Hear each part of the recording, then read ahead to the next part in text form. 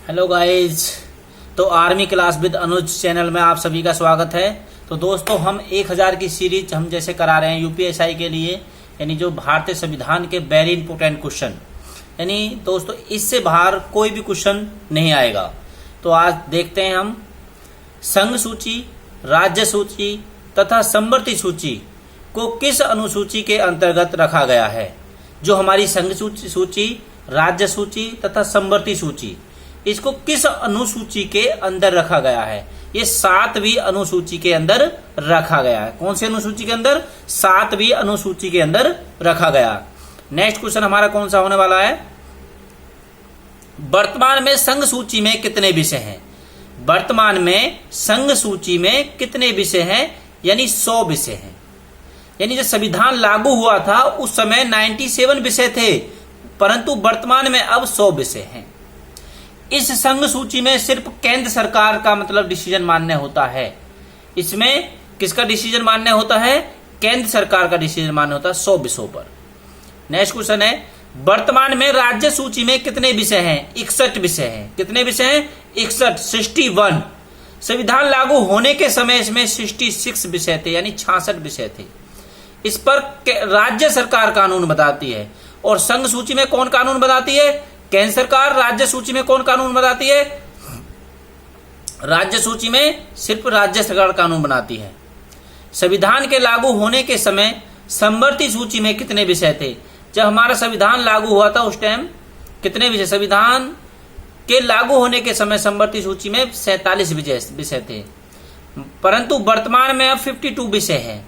इसमें केंद्र और राज्य सरकार दोनों मिलकर कानून बनाते हैं। कौन कानून बनाते हैं?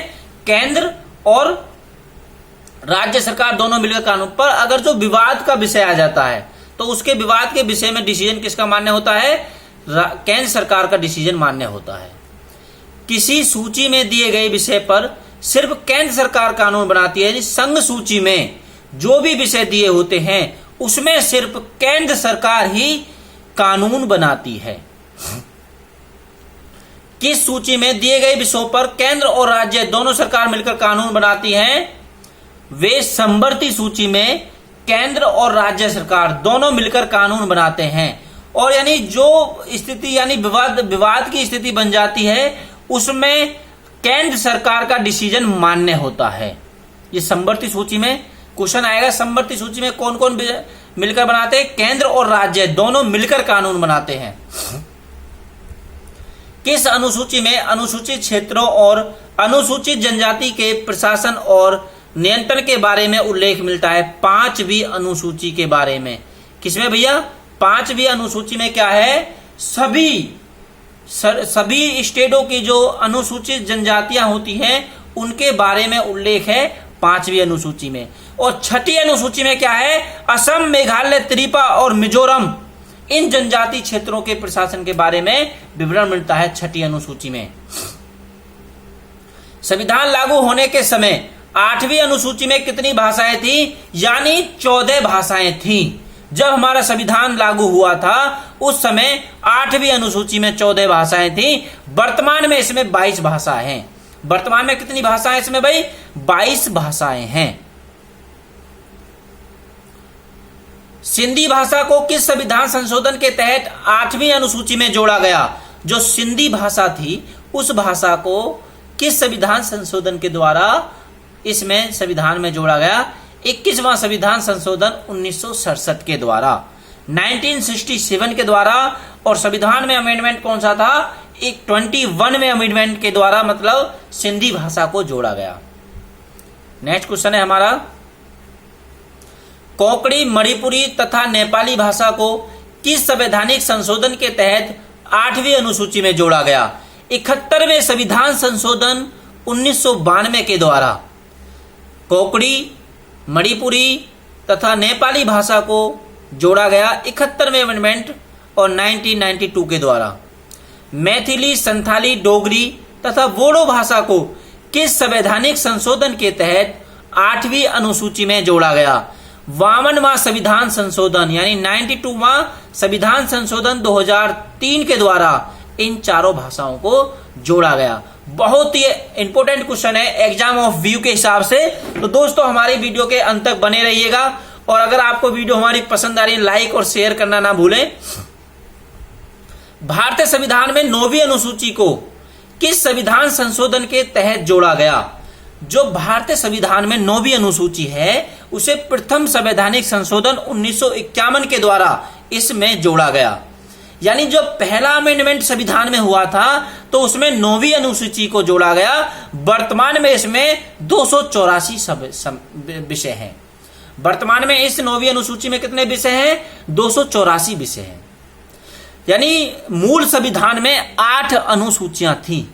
जब हमारा संविधान बना था उस समय इसमें 8 अनुसूचियां थी, और वर्तमान में अनुसूचियों की संख्या 12 हो गई है। यानी 9वीं अनुसूची प्रथम संविधान संशोधन के द्वारा जोड़ी गई, 10वीं अनुसूची 52वें संविधान संशोधन के द्वारा जोड़ी गई, और जिसमें दल बदल का प्रावधान है। 11वीं अनुसूची 73वें संविधान संशोधन 1993 के द्वारा जोड़ी गई, जिसमें पंचायती राज का विवरण है। और 12वीं अनुसूची मेरे दोस्तों नगर निगम का जिसमें उल्लेख है, और 74वें संविधान संशोधन 1993 के द्वारा जोड़ी गई। तो दोस्तों अगर हमारी वीडियो पसंद आ रही तो उसको लाइक और शेयर करना ना भूलें, और बने रहिएगा हमारी वीडियो के अंत तक।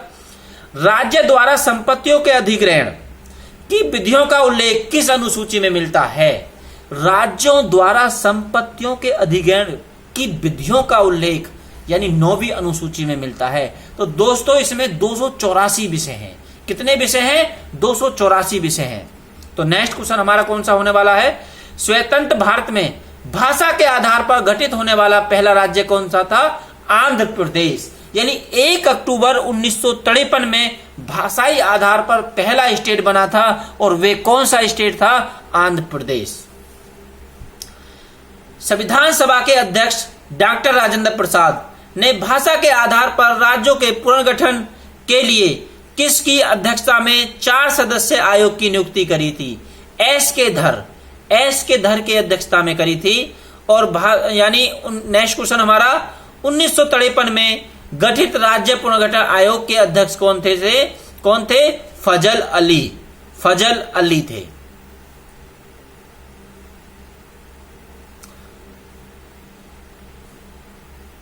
उत्तर क्षेत्रीय परिषद का मुख्यालय कहां है? नई दिल्ली। नेक्स्ट क्वेश्चन हमारा क्या? मध्यवर्ती क्षेत्रीय परिषद का मुख्यालय कहां है? इलाहाबाद। यानी जो अब क्या है? प्रयागराज। पूर्वी क्षेत्रीय परिषद का मुख्यालय कहां है दोस्तों? कोलकाता। तो नेक्स्ट क्वेश्चन पश्चिमी क्षेत्रीय परिषद का मुख्यालय कहां है दोस्तों? मुंबई। दक्षिणी क्षेत्रीय परिषद का मुख्यालय कहां है दोस्तों? चेन्नई। यानी नीति निर्देशक तत्व, नेक्स्ट क्वेश्चन है भाई, नीति निर्देशक तत्व का उल्लेख संविधान के किस भाग में किया गया है? यानी भाग 4 में नीति निर्देशक तत्व का उल्लेख भाग 4 में किया गया है। यानी हमारे संविधान में टोटल भाग 22 थे, अब इनकी संख्या बढ़ के 25 हो गई है। तो उनमें से एक भाग है भाग 4। भाग 4 में नीति निर्देशक तत्व का उल्लेख है। किसका है? जो राज्य इन पर कानून बनाती है। कौन कानून बनाती है? राज्य इन पर कानून बनाती है। और अनुच्छेद 36 से लेकर के 51 तक नीति निर्देशक तत्वों का प्रावधान कितने, कौन से अनुच्छेद से कौन से अनुच्छेद तक है भाई? आर्टिकल 36 से लेकर आर्टिकल 55 तक नीति निर्देशक तत्वों का उल्लेख है। मौलिक अधिकारों का उल्लेख संविधान के किस भाग में है? भाग 3 में है। और ये मेरे दोस्तों मौलिक अधिकार यानी भारत की प्रत्येक जनता को दिए गए हैं। किसको दिए गए हैं? भारत की प्रत्येक जनता को दिए गए हैं। और कौन से अनुच्छेद से? 12 से लेकर 35 तक फंडामेंटल राइट्स का प्रावधान है। किसका प्रावधान है? Fundamental rights. और दोस्तों फंडामेंटल राइट यानी भारत की प्रत्येक जनता को दिए गए हैं। अगर इनका उल्लंघन कोई भी सरकार अगर करती है तो यानी आर्टिकल 32 के द्वारा कोई भी व्यक्ति सीधे सुप्रीम कोर्ट जा सकता है। अगर हमारे मौलिक अधिकारों का हनन होता है तो हम आर्टिकल 32 के तहत सीधे सुप्रीम कोर्ट जा सकते हैं। यानी फंडामेंटल ड्यूटीज कौन से में है? यानी मौलिक कर्तव्य भाग 4 के। कौन से? भाग 4 के। और अनुच्छेद कौन सा है? 51 के। और ये मौलिक कर्तव्य यानी जो फंडामेंटल ड्यूटीज थी ये जब 44वें संविधान संशोधन 1978 के द्वारा जोड़ी गई तो ये 10 फंडामेंटल ड्यूटीज थी। और वर्तमान में अब 11 फंडामेंटल ड्यूटीज हैं। कितनी ड्यूटी है भाई? 11 फंडामेंटल ड्यूटीज हैं। तो नेक्स्ट क्वेश्चन हम देखते हैं, संघ का उल्लेख संविधान के किस भाग में मिलता है? यानी भाग 5 में। कौन से भाग में भाई? भाग 5 में। और अनुच्छेद की बात करूं तो 52 से लेकर 151 तक संघ का उल्लेख संविधान के किस अनुच्छेद में मिलता है? 52 से 51 तक। इसमें संघ मतलब यानी जो हमारा केंद्र है उसके बारे में बोला गया है। केंद्र में मतलब राष्ट्रपति, उपराष्ट्रपति, राज्यपाल नहीं है, प्रधानमंत्री, महान्यायाधीश, महालेखा परीक्षक यानी सभी का उल्लेख इसमें करा गया है भाग 5 में और आर्टिकल 52 से 51 तक। तो दोस्तों अगर हमारी वीडियो आपको पसंद आ रही है तो शेयर और लाइक करना ना भूलें और बने रहिएगा हमारी वीडियो के अंत तक। तो देखते हैं आपके लिए नेक्स्ट क्वेश्चन क्या होने वाला है। बहुत ही इंपोर्टेंट क्वेश्चन है, राज्य का उल्लेख संविधान के किस भाग में है? भाई संघ का उल्लेख तो किसमें है? भाग 5 में। और राज्य का उल्लेख किसमें है? भाग 6 में। यानी राज्य, जो भी राज्य के अंदर एक्टिविटी होती है वे भाग 6 में है। और कौन से अनुच्छेद से लेकर? यानी 152 से लेकर 237 तक, यानी राज्य के बारे में। यानी राज्य के बारे में जो भी एक्टिविटी होती है, यानी मुख्य न्याय, यानी क्या होता है भाई, जो हमारा हाई कोर्ट है, जो हमारा मुख्यमंत्री है, राज्यपाल है, और ये सारी जो एक्टिविटी राज्य के अंदर होती हैं सबका उल्लेख किसमें है? आर्टिकल 152 से लेकर आर्टिकल 237 तक। और दोस्तों भाग 6 में इसका विवरण है। किसमें है भाई? भाग 6 में इसका विवरण है। तो दोस्तों अगर हमारी वीडियो आपको पसंद आ रही तो वीडियो को लाइक और शेयर करना ना भूलें और बने रहिएगा हमारी वीडियो के अंत तक। तो अब नेक्स्ट क्वेश्चन क्या होने वाला है, संघ एवं राज्यों का उल्लेख संविधान के किस भाग में है? संघ और राज्यों का उल्लेख इसमें है भाग 1 में। और भाग 1 में जो आर्टिकल है 1 से लेकर 4 तक, यानी 1 से लेकर 4 तक क्या बात कही गई है दोस्तों? यानी अगर हमारा नया कोई राज्य बनता है, अगर हम किसी विदेश से कोई भूमि अधिग्रहण करते हैं तो ये सारे प्रावधान किसमें हैं? यानी भाग 1 में आर्टिकल 1 से 4 तक। अगर हमें किसी राज्य का नाम परिवर्तन करना है, यानी उसका नाम चेंज करना है, या फिर हमें कोई नया स्टेट बनाना है, तो भाग 1 के आर्टिकल 1 से लेकर 4 तक हमें जाना होगा। तो दोस्तों नेक्स्ट क्वेश्चन क्या होने वाला है, नागरिकता का उल्लेख संविधान के किस भाग में है? भाग 2 में, यानी नागरिकता का उल्लेख है। और अनुच्छेद 5 से लेकर 11 तक, यानी इसमें क्या बोला गया है, अगर भारत के आप नागरिक हो, अगर भारत की नागरिकता आपको मिली है तो वे नागरिकता किस प्रावधान में कैसे क्या है, तो इसके बारे में हम बताएंगे। यानी भाग 2 में किसका प्रावधान है? नागरिकता का प्रावधान। और अनुच्छेद 5 से लेकर 11 तक, कौन से अनुच्छेद से? 5 से लेकर 11 तक। तो दोस्तों इसमें क्या है कि हम भारत के नागरिक हैं, तो वे किसमें लिखा हुआ है? आर्टिकल 5 से लेकर 11 तक। अगर हमको भारत की नागरिकता से वंचित होना चाहते हैं हम, यानी हमें अब अगर मन नहीं कर रहा कि हम भारत के नागरिक, हम तो भाई पाकिस्तान की नागरिकता लेना चाह रहे हैं, अमेरिका की नागरिकता लेना चाह रहे हैं, तो ये भी प्रावधान किसमें है भाई? 5 से लेकर 11 तक। अगर किसी को भारत की नागरिकता से वंचित किया जा सकता है, यानी भारतीय सरकार अगर किसी की नागरिकता छीन सकती है, तो वे भी किसमें है लिखा हुआ? आर्टिकल 5 से 11 तक।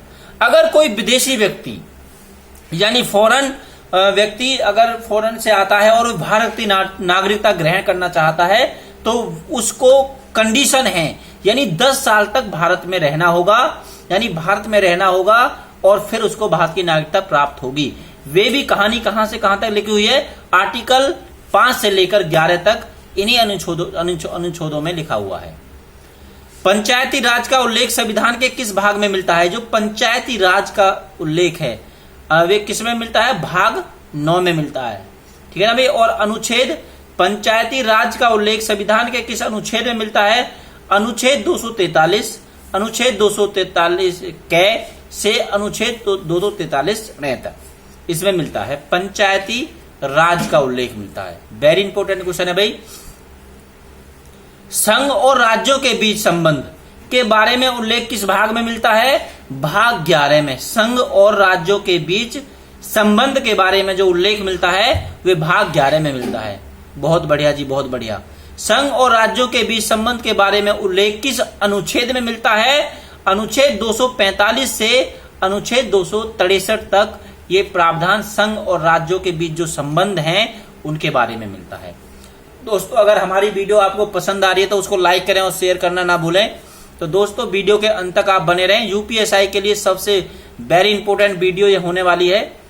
भारत के निर्वाचन संबंधी उल्लेख संविधान के किस भाग में किया गया है? यानी भाग 15 में निर्वाचन संबंधी उल्लेख किया गया है और कौन सा अनुच्छेद है? अनुच्छेद 324 से लेकर अनुच्छेद 329 तक। वेरी इंपॉर्टेंट क्वेश्चन है भाई। निर्वाचन आता है 324 अनुच्छेद में निर्वाचन का प्रावधान है। नेक्स्ट क्वेश्चन है संविधान, भारतीय संविधान में संविधान संशोधन संबंधी उल्लेख किस भाग में है? भाग 20 में।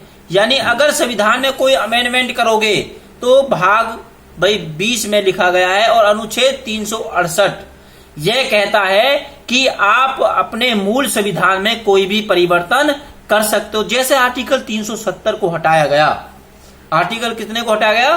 370 को हटाया गया। तो हमें भाग 20 का 368वां जो संविधान था, अनुच्छेद था, उसके तहत हम अपने संविधान में कोई भी अमेंडमेंट कर सकते हैं, कोई भी फेरबदलाव कर सकते हैं।